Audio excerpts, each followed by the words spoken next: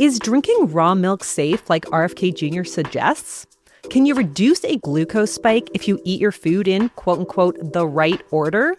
I'm registered dietitian Abby Sharp. I host a nutrition myth-busting podcast called Bite Back with Abby Sharp. And those are just some of the questions I tackle with qualified experts on my show. There is so much food misinformation and disinformation out there, and it can feel impossible to know what's real and what's BS. On Bite Back, my goal is to help listeners create a pleasurable relationship with food, their body, and themselves, which in my opinion is the fundamental secret to good health. Listen to Bite Back wherever you get your podcasts. Frequency Podcast Network. Stories that matter, podcasts that resonate. The death toll continues to climb after Air India Flight 171 crashed shortly after takeoff.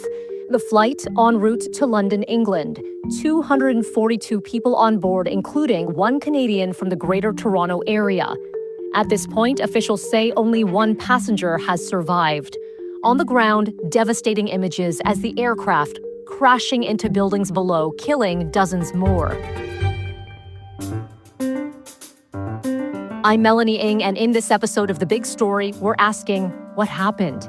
Is it too early to say, or are the preliminary videos and images already telling a story? Joining me now is aviation analyst John Gradek. John, thank you so much for joining. My pleasure, Melanie.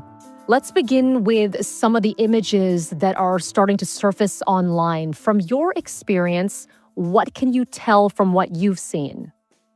Oh, this airplane was in trouble probably within seconds of takeoff. You note that when you see the airplane had enough power to get off the runway and climb a couple of 100 feet. And then, normally you'd see this airplane apply even more power and then gain altitude. There was no altitude being gained after about 300 or 400 feet of altitude, and a plane just went straight, and then you see it start to sink. It was sinking in a straight line from the runway, so there was no attempt by the flight crew to deviate or move the aircraft or to redirect the aircraft. It basically did a straight line from the runway right through to point of impact, which is about 2 miles away from the end of the runway. John, the Mayday call came in pretty quickly after takeoff, and obviously indicative that there was an issue right out of the gates, as you mentioned. Obviously, it is very early on in this investigation, but can you speculate, just protocol-wise, when a Mayday call is made so early, what is happening in that cockpit? They're under high anxiety. You're not going to say panic because that's not what happens in a cockpit of modern airliners. Flight crew are trained in simulators and in flights to deal with emergencies. So this crew basically went into emergency mode. They didn't even retract the landing gear, which is part of the takeoff protocol. They called the Mayday, one-way conversation with air traffic control indicating the airplane was in distress. And when the air traffic control replied to the airplane and wanted to find out what was going on, there was no answer from the aircraft. So that tells me the flight crew was pretty busy trying to save as best as they could a situation which was pretty dire from their perspective. Let's talk about the aircraft itself, all as part of the investigation, a Boeing 787-8 Dreamliner. What do you know about this specific aircraft and how many of them are flying around the world? This is what I would call the next generation airliner. This airplane was built in 2014, delivered to Air India shortly thereafter, 2015. So it's about 10 or 11 years old.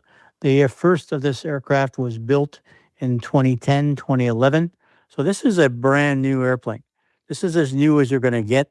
In terms of airplanes, it has advanced technologies built into it. For those of us that have flown on the 787, it is a beautiful airplane to fly in. The cabin lighting, the amenities, the height of the walls, all of those stuff that make this a much more pleasant airplane to fly in. So it's got a lot of value. There are 1,200 of these aircraft in play or in operation today. Air Canada has close to 30 airplanes. and WestJet has 6 of those airplanes.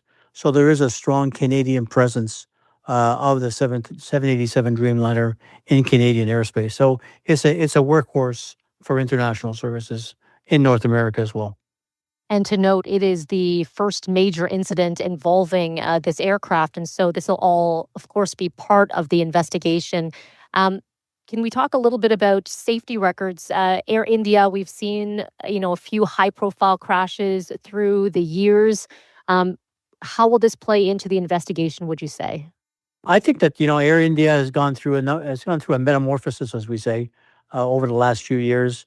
Up until 2022, it was a crown corporation. It was owned by the Indian government, and that brought along with it some issues with respect to investing in a fleet, and in fact making sure that they presented themselves as a valuable and trustworthy operating airline in the world.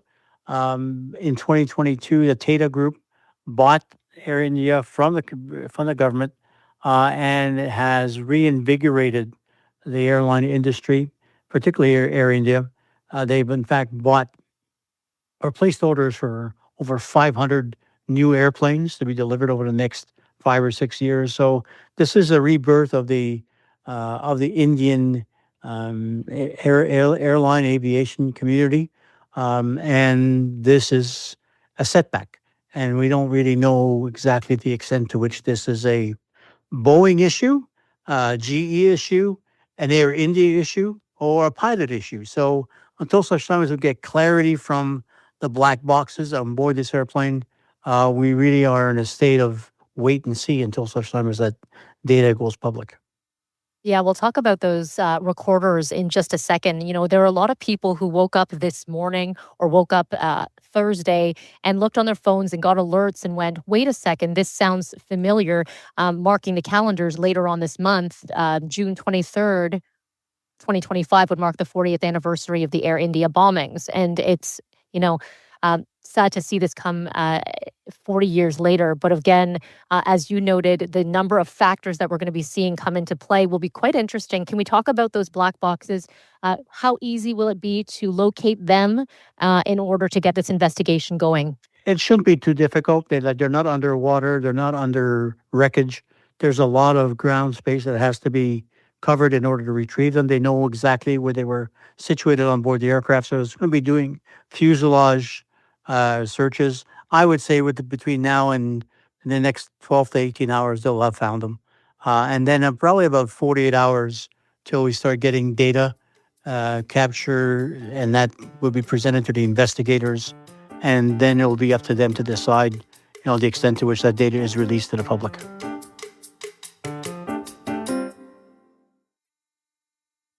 John, when there are various jurisdictions, because we know there will be the investigation with the National Transportation Safety Board, we know there are experts from the UK, there are many moving parts.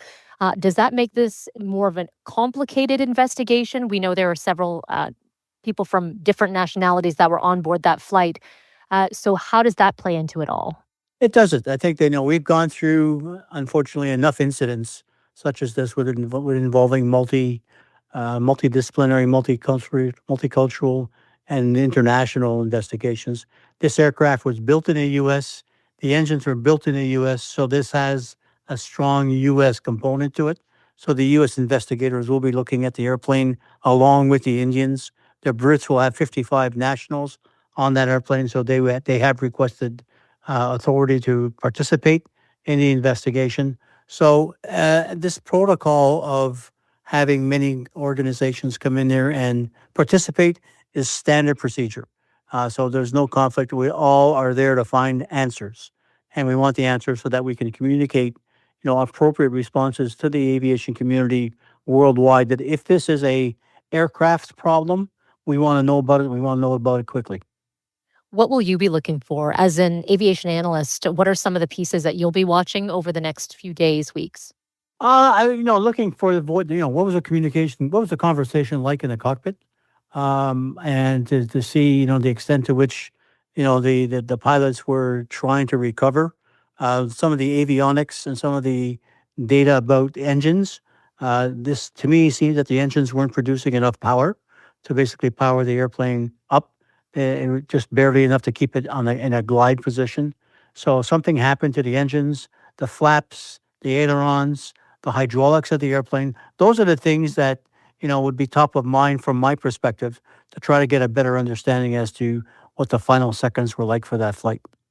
Finally, for you, John, it feels like there have been a lot of stories as of late when it comes to not necessarily crashes to this extent, but close calls and big stories in the headlines. And there might be a level of stress for many people who are traveling the skies. What would you say to them?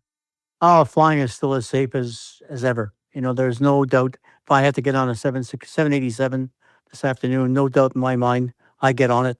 There's 1,200 of these airplanes around.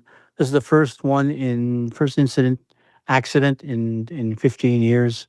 It is a very, very safe airplane. It's got such technology on it that you marvel about the extent to which that technology can be put onto an airplane. It is the safest mode of transportation by far, and people should feel safe about getting on board these airplanes. And if there is an issue, you can rest assured that the group of investigators, multinational investigators, will let you know pretty quickly.